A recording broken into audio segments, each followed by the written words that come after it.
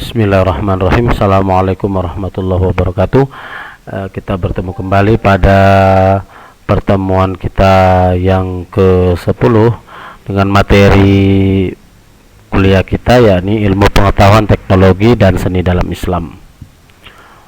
Bismillahirrahmanirrahim. Alhamdulillahirabbil alamin, wassalatu wassalamu ala asyrafil anbiya'i wal mursalin wa ala alihi washabihi rasulillahi ajma'in. Segala puji hanya milik Allah, Tuhan semesta alam. Salawat dan salam kepada junjungan Nabi besar kita, Nabi Muhammad Rasulullah sallallahu alaihi wasallam. Baik, yang pertama yakni tentang pengertian ilmu pengetahuan, teknologi, dan seni dalam Islam. Ilmu adalah mengetahui sesuatu sesuai dengan hakikatnya. Qardawi 1998 halaman 88. Ilmu dapat dibagi dua, yaitu ilmu teoritis yang berarti ilmu yang hanya membutuhkan pengetahuan tentang sesuatu. Ilmu aplikatif yaitu ilmu yang tidak sempurna tanpa dipraktekkan. Pengetahuan dapat diartikan sebagai hasil tahu manusia terhadap sesuatu objek yang dihadapi, atau hasil usaha manusia untuk memahami sesuatu objek tertentu. Pengetahuan dapat berwujud barang-barang fisik. Pemahamannya dilakukan dengan cara persepsi, baik lewat indera maupun lewat akal. Pengetahuan adalah segala fenomena alam yang dapat dicapai oleh indera manusia. Konsekuensi logis dari pengetahuan akan melahirkan berbagai pengalaman manusia.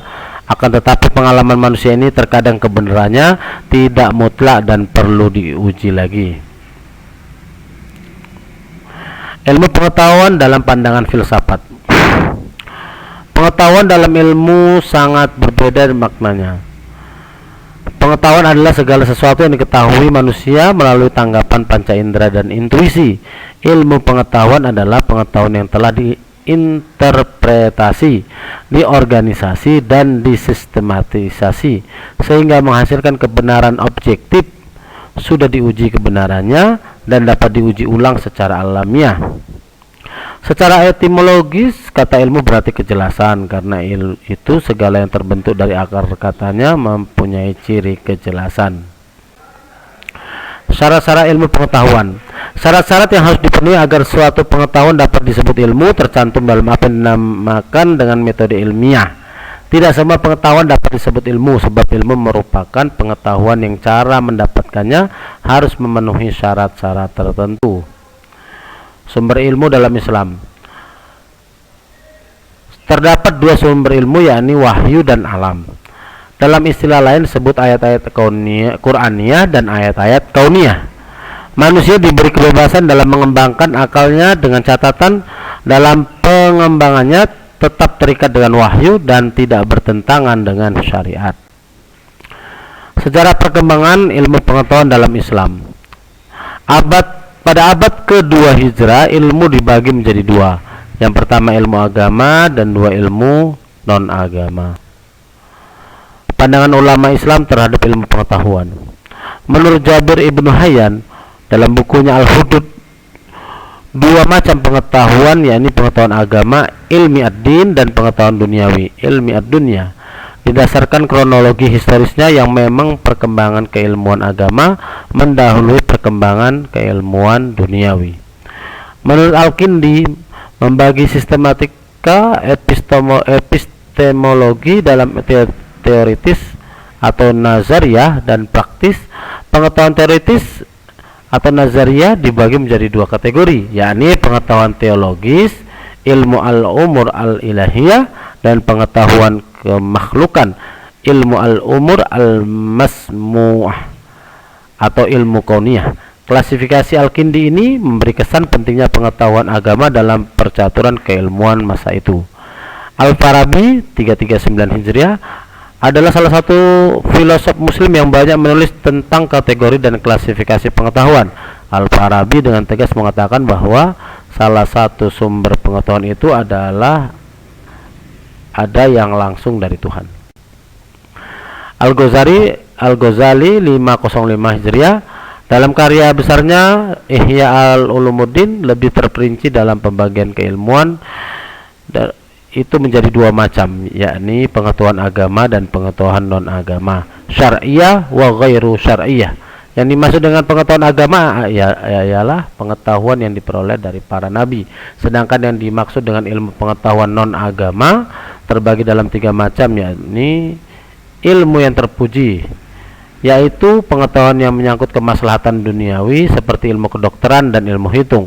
Kedua ilmu yang tercela, mazmum, yaitu pengetahuan destruktif seperti ilmu sihir, perdukunan dan lain-lain. Dan yang diperbolehkan adalah ilmu sejarah, dongeng dan puisi. Al-Khwarizmi 387 Hijriah membagi keilmuan menjadi ilmu pengetahuan syara dan kesusastraan Arab, al-ulum asy-syar'iyyah wa ma yaqtarinu biha min al-ulum al-arabiyyah, dan yang lain disebut ilmu pengetahuan luar, Yunani dan lain-lain. Al-ulum al-ajam min al-yunaniyin wal ghairihim min al-umam.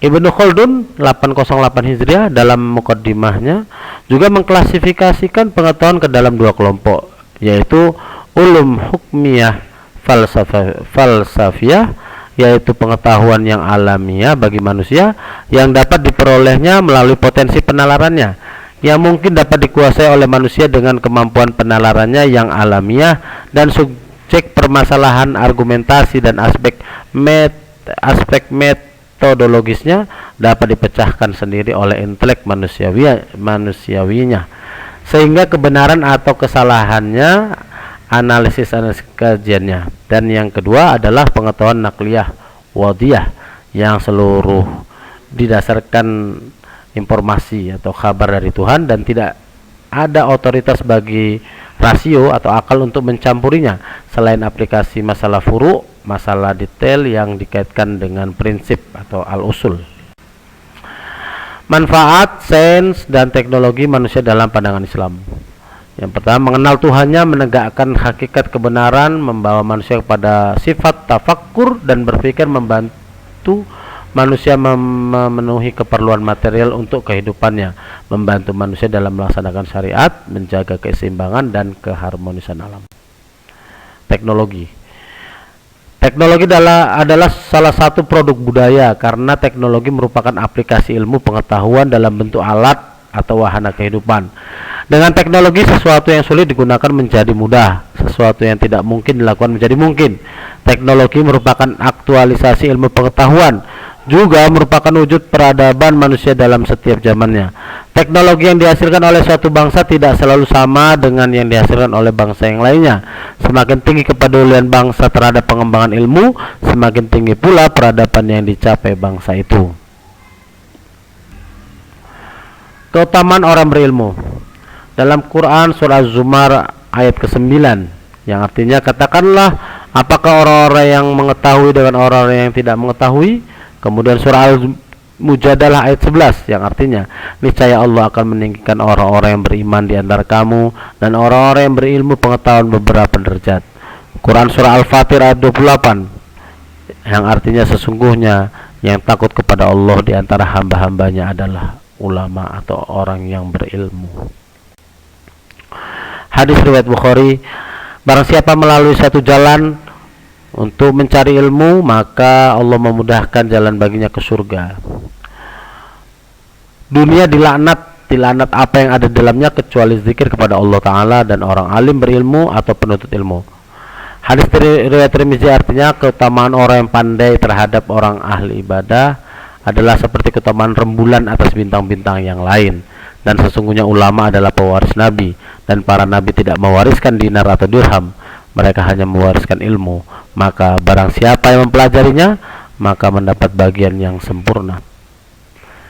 Kita masuk ke bagian seni. Seni atau kesenian adalah dalam pengertian yang luas adalah segala hasil daya cipta atau buah pikiran manusia yang bersifat indah. Jadi apa saja merupakan hasil ungkapan pikiran dan daya cipta itu, asalkan ia dapat berbentuk, memiliki sifat keindahan, disebut seni. Seni Islam adalah segala hasil usaha dan daya upaya buah pikiran dari kaum muslim untuk menghasilkan sesuatu yang indah. Seni menurut Islam. Pandangan Islam tentang seni. Seni merupakan ekspresi keindahan, dan keindahan menjadi salah satu sifat yang dilekatkan Allah pada penciptaan jagat raya ini. Allah melalui kalamnya di Al-Quran mengajak manusia memandang seluruh jagat raya dengan segala keserasian dan keindahannya. Allah berfirman, maka apakah mereka tidak melihat ke langit yang ada di atas mereka, bagaimana kami meninggikannya dan menghiasinya, dan tiada baginya sedikit pun retak-retak. Quran surah 50 ayat 6. Allah itu indah dan menyukai keindahan. Inilah prinsip yang didoktrinkan Nabi Muhammad SAW kepada para sahabatnya. Ibnu Mas'ud meriwayatkan bahwa Rasulullah SAW bersabda, tidak masuk surga orang yang dalam hatinya terbetik sifat sombong seberat atom. Ada yang berkata, sesungguhnya seseorang senang berpakaian bagus dan bersandal bagus. Nabi bersabda, sesungguhnya Allah Maha Indah, menyukai keindahan, sedangkan sombong adalah sikap menolak kebenaran dan meremehkan orang lain. Hadis riwayat Muslim. Pada masa kejayaan peradabannya, Islam telah menghidupkan bermacam-macam seni yang berkembang dan berbeda dengan produk-produk lainnya seperti seni kaligrafi, dekorasi, dan ukiran di masjid, di keramik dan sebagainya. Karena seni merupakan alat untuk mencapai tujuan, maka hukumnya sejalan dengan hukum tujuannya. Jika tujuannya digunakan untuk tujuan yang halal, hukumnya halal. Jika digunakan untuk tujuan yang haram, hukumnya haram. Perkembangan seni dan pandangannya menurut Islam. Terdapat beberapa perkembangan seni dan pandangannya menurut Islam. Yang pertama, seni sastra. Kesenian yang paling menonjol tampak pada seni sastra seperti puisi, prosa, cerita, kisah, dan seni sastra lainnya. Nabi SAW sendiri mendengarkan syair dan terpengaruh olehnya. Para sahabat Nabi SAW dalam menafsirkan kandungan Al-Quran juga sering mengutip syair sebagai keterangan. Bahkan ada di antaranya yang melantunkan dan menyusun syair dengan sangat indah, seperti yang diceritakan oleh Ali. Sebab memang ada banyak penyair dari kalangan sahabat. Sebagian besar imam terkemuka juga adalah penyair seperti Abdullah bin Al-Mubarak, Imam Muhammad Idris Asy-Syafi'i, dan lain sebagainya. Nabi SAW pernah bersabda, sesungguhnya syair itu termasuk hikmah. Lagu dan musik. Lagu dengan atau tanpa menggunakan alat musik adalah masalah yang mengundang perdebatan dan pembicaraan di kalangan ulama Islam sejak dulu. Mereka bersependapat dalam beberapa masalah dan berbeda pendapat dalam beberapa masalah yang lain. Mereka setuju mengharamkan setiap lagu porno atau jahat, ataupun yang mendorong mengerjakan perbuatan dosa, karena nyanyian tidak lain adalah kata-kata. Setiap kata-kata yang mengandung keharaman, maka kata-kata itu pun haram. Mereka setuju membolehkan selain hal-hal di atas, yaitu lagu tanpa instrumen, akapela, dan tidak menghanyutkan. Lagu yang demikian dimainkan pada saat-saat kegembiraan yang dibenarkan syariat, seperti waktu perkawinan, kedatangan orang yang pergi jauh, hari-hari raya, dan sebagainya, dengan syarat si penyanyi tidak menyanyikan di hadapan hadirin yang bukan mahramnya. Para ulama berbeda tajam mengenai hal-hal tersebut. Ada yang membolehkan semua lagu dengan atau tanpa instrumen, ada yang melarang lagu dengan disertai instrumen dan membolehkannya jika tidak memakai instrumen. Ada pula yang melarang sama sekali dengan instrumen maupun tanpa instrumen. Selanjutnya, seni rupa. Berkenaan dengan aktivitas taswir atau membentuk atau melukis, dalam sunnah penuh sekali dengan hadis-hadis yang sahih. Sebagian besar mencela lukisan dan para pelukis. Sebagian lagi melarang dan mengharamkan lukisan dengan sangat keras dan bahkan mengancamnya.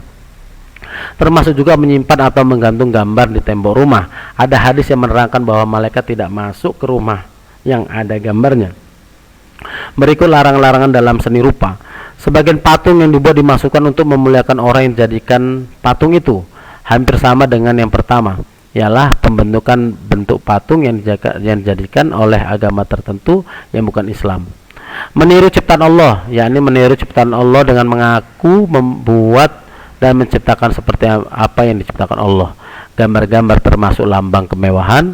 Gambar-gambar menjadi bagian alat untuk menunjukkan kemewahan. Alhamdulillah, materi kita telah selesai. Kita tutup dengan billahi taufiq wal hidayah. Wassalamualaikum warahmatullahi wabarakatuh.